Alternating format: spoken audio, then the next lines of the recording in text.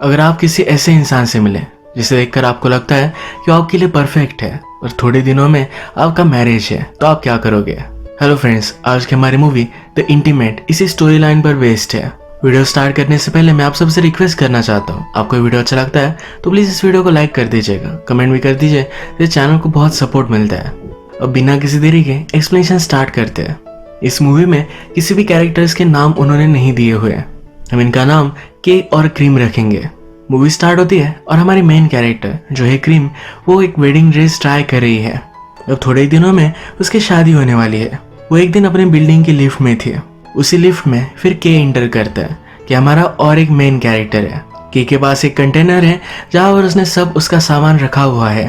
Cream notice करती है कि वो अफ्रीका जाने वाला है। वो देख रही थी तो के कहता है कि ज़ैनिबार है। उस जगह का उसने नाम लिया। कहता है मुझे लगा कि तुम इंटरेस्टेड हो। क्रीम कहती कि ऐसा कुछ भी नहीं है। एक दूसरे को फर्स्ट टाइम देखते हुए ही इन दोनों में बहुत ही स्ट्रांग अट्रैक्शन है। कि क्रीम से कहता है कि हमारी लिफ्ट नीचे जाने तक अगर लिफ्ट में कोई भी नहीं आया तो तुम्हें मैं ड्रिंक के लिए लेकर जाऊंगा। क्रीम पूछती कि ऐसा क्यों? कहता है कि क्या तुम्हें बताना पड़ेगा? वो उससे फ्लर्ट कर रहा था। लिफ्ट नीचे आ गई, फिर भी इनके लिफ्ट में कोई भी नहीं आया, पर क्रीम वहां से चली गई। इसके बाद थोड़ी देर में अपने काम के लिए क्रीम एक जगह पर आती है। इसी के पैरेलल में उसी जगह पर हम के को भी देख सकते हैं। के की कंस्ट्रक्शन की जॉब थी, उसका अब जॉब चला जा चुका है तो उसे अफ्रीका जाना पड़ेगा। इस सीन में हम देखते हैं कि के का कोवर्कर उसके पास बात करने के लिए आता है। कहता है कि अगर तुम अपने बॉस की बात मान लेते तो ये कंपनी अभी भी सही रहती। जिस तरह से बिजनेस में बेंट होना चाहिए उस तरीके से के नहीं होता। उसकी वजह से उसकी कंपनी डूब गई, पर सारे एम्प्लॉयज के पैसे उसने खुद से दिए हैं। ये एम्प्लॉय इसके लिए थैंकफुल था। यहाँ पर बात कर रहे थे तभी के नीचे क्रीम को नोटिस करता है। वो एक एड्रेस ढूंढ रही थी तो उसे हेल्प कर देता है। उसे देखकर वो बहुत ही सरप्राइज्ड है। उसे मजाक में कहता है हमें मिले बहुत दिन हो चुके, कैसी हो तुम? क्रीम उसे इग्नोर कर देती है और वहां से आगे जाती है। वो एक्चुअल में एक ज्वेलरी डिजाइनर है। वहां पर वो डिलीवरी करने के लिए आई हुई थी। वो फिर वॉशरूम गई और अपने फियांसे को कॉल लगाती है। उसे बोर हो रहा था तो फियांसे से कहती है कि मुझे तुम लंच पर मिल सकते हो। उसका फियांसे उसे मना कर देता है। वैसे भी ये दोनों आज एक बिजनेस मीटिंग के लिए मिलने ही वाले हैं। क्रीम फिर आसपास की जगह देख रही थी तो एक लाइब्रेरी में वो आई। वो बुक्स देख रही थी, पर अचानक से के ने उसके पास आकर उसे सरप्राइज कर दिया। वो घबरा गई और उसी वजह से उसे एक पेपर कटाया। के फिर उसे सॉरी कहता है, जल्दी से जाकर उसके लिए एक बैंडेज लेकर आता है। क्रीम अभी भी उससे कोई भी बात नहीं कर रही। उसे अलग अलग बहुत सारे क्वेश्चन पूछता है। क्या तुम यहाँ वर्क करती हो? तुम आज क्या करना चाहती हो? उससे कहता है मेरे साथ तुम टाइम स्पेंड करो। क्रीम पूछती है मैं ऐसा क्यों करूँगी? वो कहता है कि तुम बोर लग रही हो। वो उसका नाम पूछता है तो कहती है कि मेरा नाम एक लड़की है। वो कैसे उसका नाम पूछती है तो के भी कहता है कि मेरा नाम एक लड़का है। ये फिर चलते चलते एक मूवीज और गेम्स के शॉप में आए।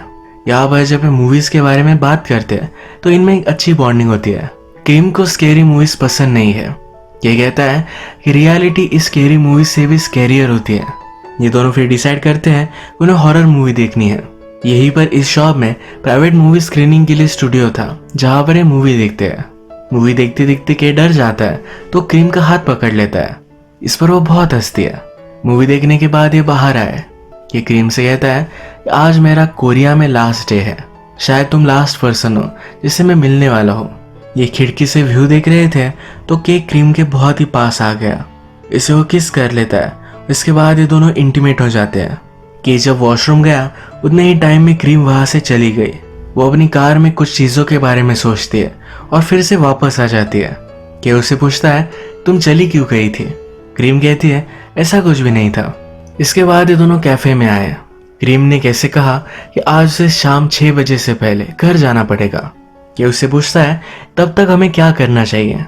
के कहता है कि मेरे साथ अलग अलग चीजें ट्राई करो, हम जरा मजे करेंगे।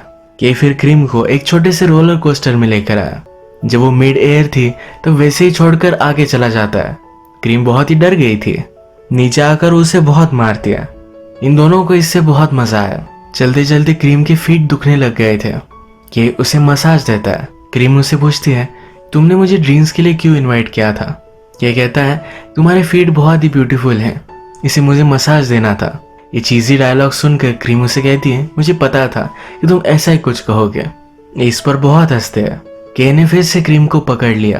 क्रीम कहती है कि हमें कोई देख लेगा। ये कहता है कि मुझे कोई फर्क नहीं पड़ता। इसके बाद अब क्रीम का जाने का टाइम हो चुका है कि उसे लिफ्ट दे रहा था।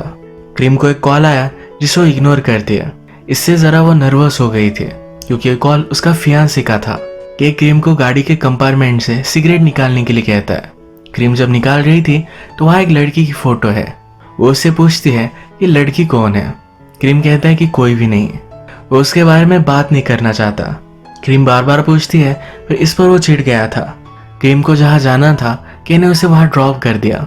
कहता है मैं तुम्हारे लिए यही वेट करूँगा, अगर तुम चाहो तो ये रात हम साथ बिता सकते हैं।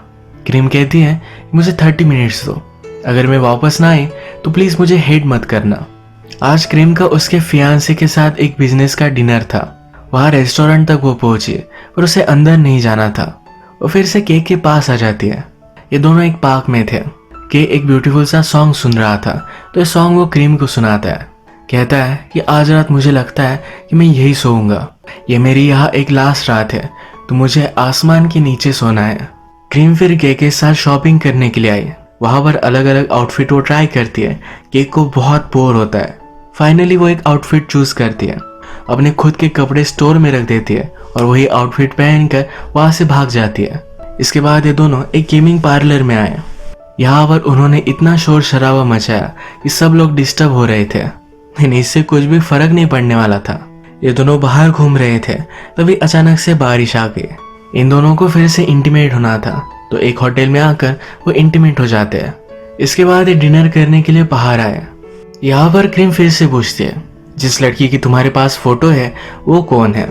यह कहता है वो मेरे साथ काम करती थी, 3 साल तक हम रिलेशनशिप में थे। मैं उससे शादी ही करने वाला था पर मेरे फ्रेंड के साथ ही वो इंटीमेट हो गई। घटिया चीज़ ये है किसी और के साथ उसने शादी की। के बहुत ही हार्ट ब्रोकन है, इसलिए हमेशा उसकी फ़ोटो वहाँ रखता है। वो कहता है हम दोनों में जो था, अगर वो प्यार था तो ये बहुत ही घटिया था। क्रीम उससे पूछती है तुम अभी भी उसकी फ़ोटो क्यों रखते हो। ये कहता है कि हम लोगों को बहुत ही जल्दी भूल जाते हैं, मुझे कभी भी उसे भूलना नहीं है। के कहता है कि अब मैं तुमसे क्वेश्चन पूछूंगा। तो वो पूछता है कि अगर तुम्हारे लिए एक परफेक्ट पार्टनर तुम्हारी शादी से पहले तुम्हें मिले तो तुम क्या करोगी। क्रीम कहती है कि मैं उसे बहुत मारूंगी, इग्नोर कर कर वहाँ से चली जाऊंगी। वो कैसे पूछती है कि अगर तुम्हारे साथ ऐसा हुआ तो तुम क्या करोगे। के कहता है कि मैं उससे पूछूंगा कि हमारी लिफ्ट नीचे नहीं जाती है, तब तक अगर कोई भी लिफ्ट में नहीं आया तो मैं तुम्हें ड्रिंक के लिए बाहर लेकर जाऊंगा। ये वही चीज़ है जो के ने फर्स्ट टाइम क्रीम से पूछी थी। क्रीम को 10 बजे फिर से घर जाना था। ये दोनों बाहर आए और क्रीम उससे पूछती है क्या मैं तुम्हें पंच कर सकती हूँ। यानी कि क्रीम को लगता है कि के उसके लिए परफेक्ट है। ये उसे पंच करती है और के उसे गले लगा लेता है। क्रीम कहती है हम दोनों में कोई भी अटैचमेंट नहीं हो सकती, हम दोनों ने एक दूसरे को प्रॉमिस किया था। वो फिर वहाँ से चली जाती है। जहाँ पर वो वेट कर रही थी वहाँ के भी उसके साथ वेट करता है। क्रीम का फिर फियांसे आया और उसके साथ वो गाड़ी में आगे चली गई। क्रीम और उसका फियांसे ये 7 साल से एक साथ है। वो उससे पूछता है कि तुम उसे डिनर के लिए मिलने वाली थी, तुम आई क्यों नहीं। अब हमारी शादी होने वाली है तो शायद तुम्हें टेंशन आ रहा है। ये सब कुछ चीज़ें मैं समझ सकता हूँ। क्रीम और उसके फियांसे ट्रैफिक में थे तो के भी उनका पीछा करता है। क्रीम अपने फियांसे से पूछती है कि अगर हमने शादी कैंसिल कर दी तो क्या होगा। इस पर फियांसे कहता है कि मुझे गुस्सा मत दिलाओ। ये दोनों फिर एक कैफे में आ गए। फियांसे कहता है मैरिज कुछ बड़ी बात नहीं है, इसे तुम ज़्यादा सीरियसली मत लो। क्रीम पूछती है या तुम मुझसे बोर नहीं हो गए। वो कहता है सब लड़कियां 7 साल के बाद एक जैसी बन जाती है, मुझे शादी करनी है तो मैं तुमसे ही करूँगा। और प्यार क्या होता है, प्यार भी तो यही है। ये दोनों बात कर रहे थे तो इसी रेस्टोरेंट में फिर से के आ गया। वो अपने फियांसे से कहती है क्या तुम्हें पता है कि मैं दिन भर किसके साथ थी। वो के की तरफ पॉइंट करती है। वो फिर के पास आए, उसके मुंह पर उसने पानी मारा। ये सब तमाशा देखकर फियांसे वहां से चला जाता है। के क्रीम के पास आकर कहता है कि बहुत ही इम्पल्सिव था।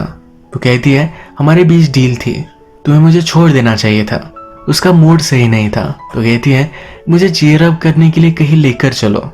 ये दोनों फिर एक क्लब में आए।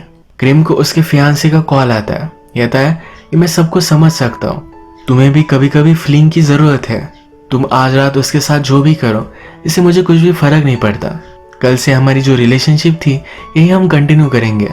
ये फियांसे भी उसी क्लब में था कि और ये फियांसे एक दूसरे के आमने सामने आए। ये फियांसे कहता है क्रीम का अच्छे से ख्याल रखना, वो सिर्फ तुम्हें यूज कर रही है, ज्यादा अपने होप्स मत बढ़ाओ। इसके बाद के क्रीम के पास आया। जब ये दोनों इंटीमेट हो रहे थे तो क्रीम अपने फियांसे को कॉल लगाती है, उसे जेलस फील कराने के लिए सब आवाज सुना रही थी। इससे के बहुत ही चिढ़ जाता है, कहता है मुझे तुम समझती क्या हो, या जब मेरे साथ थी तो उसी को इमेजिन कर रही थी। इस पर इन दोनों का झगड़ा हो गया।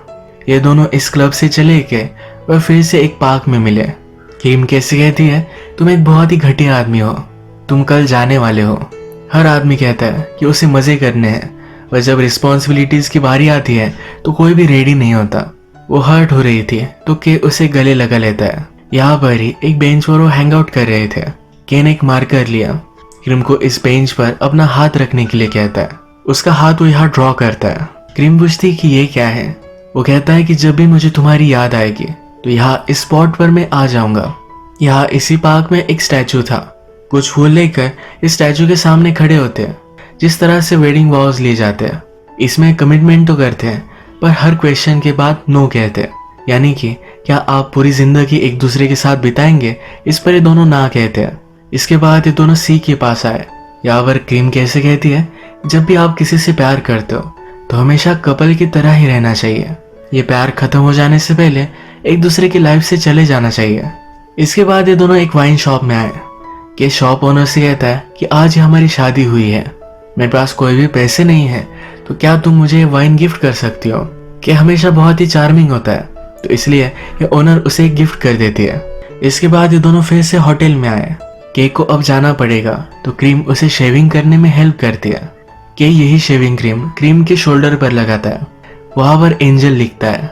इसके बाद ये दोनों एक दूसरे के साथ इंटीमेट हो जाते हैं। क्रीम कहती है कि चलो एक दूसरे को हम स्टोरीज सुनाते हैं। कि इंटरेस्टेड नहीं था तो खुद सुनाना स्टार्ट करती है। वो कहती है कि जब मैं छोटी थी तो हम सब क्लासमेट्स के पास कोई भी शार्पनर नहीं था। एक लड़की के पास था तो हमेशा उसकी पेंसिल बहुत ही शार्प रहती थी। मेरी मदर कभी भी मुझे शार्प पेंसिल नहीं देती थी, थोड़ी सी ब्लंट रखती थी। एक दिन मैंने मेरी पेंसिल को बहुत ही शार्प किया था। मैंने जब उससे राइट किया तो जल्दी से टूट गई थी। तब मुझे पता चला कि मेरे पास हमेशा जो ब्लंट पेंसिल रहती थी वो लाइफ लॉन्ग है। ये जो कन्वर्सेशन है, यहाँ पर क्रीम अपने फियांसे और केक को कंपेयर कर रही थी। उसका फियांसे उसके लिए लाइफ लॉन्ग कमिटमेंट है। केक के साथ उसकी रिलेशनशिप एक शार्प पेंसिल की तरह है जो कभी भी टूट सकती है। अब सुबह हो गई तो एक जगह पर ब्रेकफास्ट करने के लिए आया। क्रीम को पीने के लिए थोड़ा सा वार्म वाटर चाहिए था। कि उससे पूछता है कि हम दोनों क्यों नहीं डेट कर सकते, तुम्हें जो भी चाहिए वो हम कर सकते हैं। क्रीम कहती है कि हम आज ही मिले और बहुत बार एक दूसरे के साथ इंटीमेट हो गए, यार हमने कंटिन्यू किया तो कितना कंटिन्यू कर सकते हैं, 1 मंथ 2 मंथ 6 मंथ, इसके बाद हम एक दूसरे से बोर हो जाएंगे। मुझे अभी अभी वार्म वाटर चाहिए था पर तुम उठे भी नहीं। अगर तुम मेरे लिए केयर करते तो तुम्हारे साथ में डेट पर आ सकती थी। ये दोनों एक दूसरे से पूछते हैं कि क्या तुम खुश हो, पर ये दोनों खुश नहीं हैं। इसके बाद क्रीम ने केक को एक ब्रेसलेट दिया जो बहुत ही टाइट बांधती है कि उसकी हमेशा याद रखे, इसलिए उसने वो दिया था। के कहता है कि तुम इसे कितना भी टाइट बांध लो, कभी ना कभी ये टूटने वाला ही है। क्रीम कहती है तुम मेरी एक अच्छी मेमोरी हो, मैं इसी तरीके से तुम्हें याद रखना चाहती हूँ। इसके बाद उसने कैब की और वहां से वो चली गई। इसके बाद कुछ टाइम गुजर चुका है। जिस पार्क में के और क्रीम मिले थे उसी पार्क में उसकी शादी हो रही है। वो फिर से उसी बेंच पर आती है जहां पर के ने उसका हैंड ड्रॉ किया था। क्रीम का हैंड ड्रॉ करने के बाद के ने अपना हाथ भी ड्रॉ किया था। ये देखकर वो अपनी लाइफ से मूव ऑन करती है। इसी तरीके से मूवी एंड हो जाती है। जो भी इस मूवी का पॉइंट था ये क्रीम ने उसकी पेंसिल की स्टोरी में हमें बता दिया था। आज का वीडियो हम यही खत्म करते हैं। अगर आपको वीडियो अच्छा लगा तो प्लीज इस वीडियो को लाइक कर दीजिएगा। मैं बहुत सारी मूवीज लेकर आता रहता हूँ, तो प्लीज इस चैनल को सब्सक्राइब कर दीजिए और बेल नोटिफिकेशन आइकॉन दबाना मत भूलिएगा। फिर से मिलेंगे और एक नई मूवी के साथ, तब तक के लिए थैंक यू और आप अपने आप का ख्याल रखिए।